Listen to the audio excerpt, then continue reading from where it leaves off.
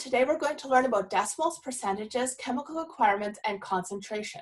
So let's learn how to convert decimal numbers to percentages. So to convert a decimal number to a percentage, you move the decimal point 2 places to the right, because this is the same as multiplying by 100. There are 2 zeros in 100, and we move the decimal point 2 places to the right.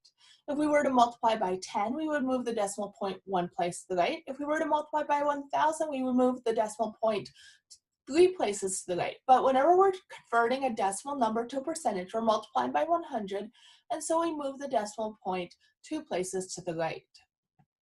So here are some examples. So to convert a decimal value into a percentage, these are the steps.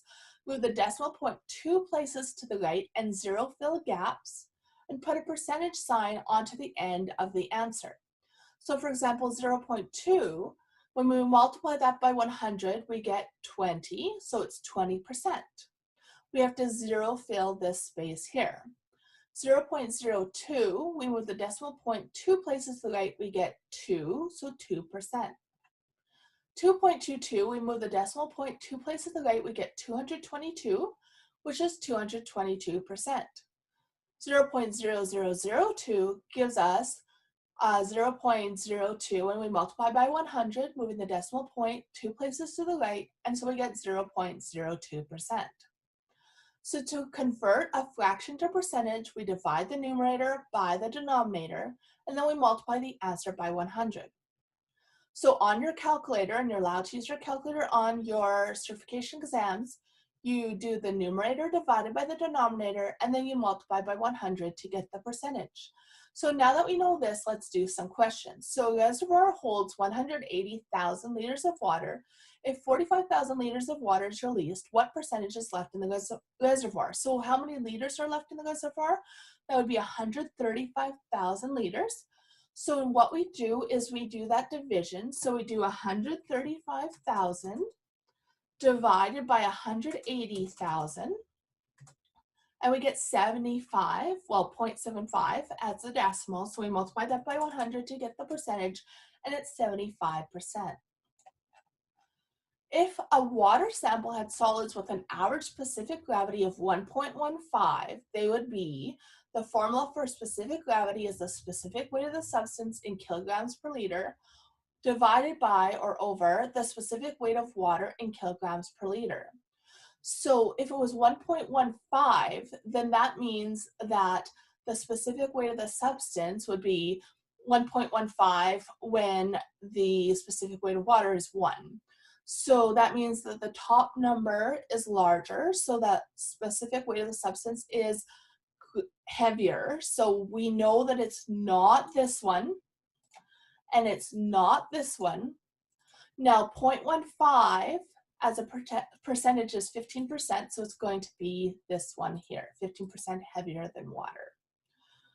The weight of a chemical compound is 1/16 of the total weight of a chemical solution. What is the percentage by weight of the chemical in the solution?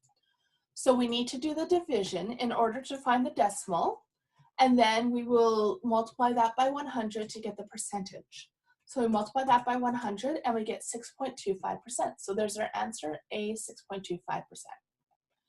How many kilograms of sodium hypochlorite containing 12% available chlorine by weight would be needed to provide 15.87 kilograms of chlorine? So the formula is that the hypochlorite strength in percentage is equal to the chlorine required in kilograms times 100 over the hypochlorite solution needed in kilograms. So the strength is 12%. So we put that there, that's the hypochlorite strength in percentage. And then the chlorine required in kilograms is 15.87, and we're going to need to multiply that by 100. So we're going to show that both in brackets to show the multiplication.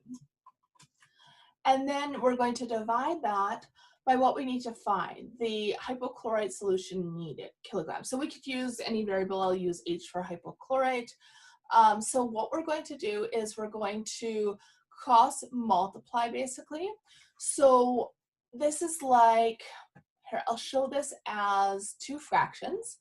So this is like 12 over 1 is equal to, well, this will become, when we multiply by 100, 1,587 over h. So when we cross multiply, we multiply the opposite top by the bottom, crossing over the equal sign.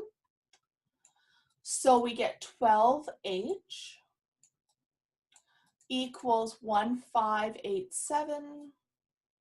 Sure, that's a 7. I almost thought it was a 1. 1587. So now we divide 1587 by 12 to get h by itself. What's being done to the variable? The variable is being multiplied by 12.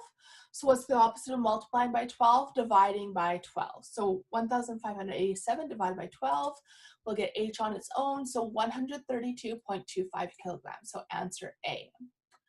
Okay, so if 25 grams of salt is dissolved in 1 liter of water, what is the concentration of salt in the water?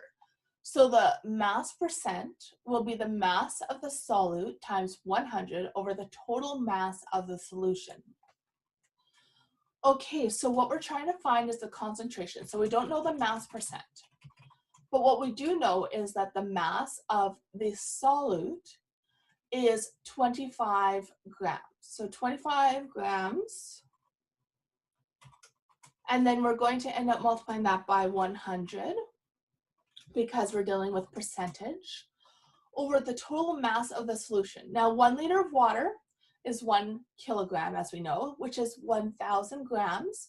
So the total mass of the solution will be 1,025 grams. So now we do that math. So we do 25 times 100. And then we divide that by 1,025. And we get 2.439. So we want to round that to the nearest percentage. So it's going to be 2.4%. If you treat 1.5 mLD, so that's million liters per day, at a fluoride dosage of 0.7 milligrams per liter, how many kilograms of fluoride would this take? So the formula is that the mass in kilograms is equal to the volume in meters cubed multiplied by the concentration in milligrams per liter divided by 1,000. So how many kilograms of fluoride would this take? So we do not know how much this will take yet, so we're going to leave that as mass in kilograms. Now we know that there's 1.5 million liters per day. And we know that in a meter cubed, there is 1,000 liters. So that means that if we want that in meters cubed, we're going to take the 1.5 million and divide that by 1,000.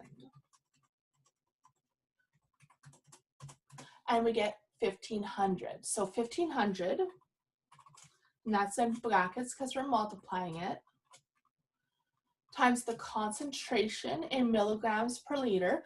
So that would be 0.7, and then we're going to divide that by 1,000. So let's do that math. So we're going to do 1,500 times 0.7 divided by 1,000, and we get 1.05. So 1.05 kilograms, that's answer C.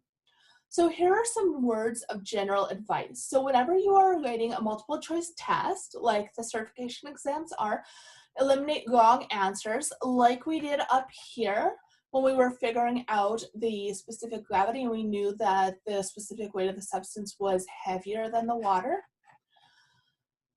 To make answering the questions easier. Do not spend too much time on any one question. If after you eliminate wrong answers, you still cannot hazard a guess, leave the question and come back to it later. So while we do not use the units while doing the calculations in math, it is still very important to make sure that your result is in the same unit as that of the answer. And it is often easier to convert the units at the beginning of the question. Remember to use the formula sheet and to use your calculator. Use the resources that you have in order to do the certification test if you're taking one. Thank you for listening to this math, and you will also need to do your quiz. Do let us know if you have any questions, and have a great day.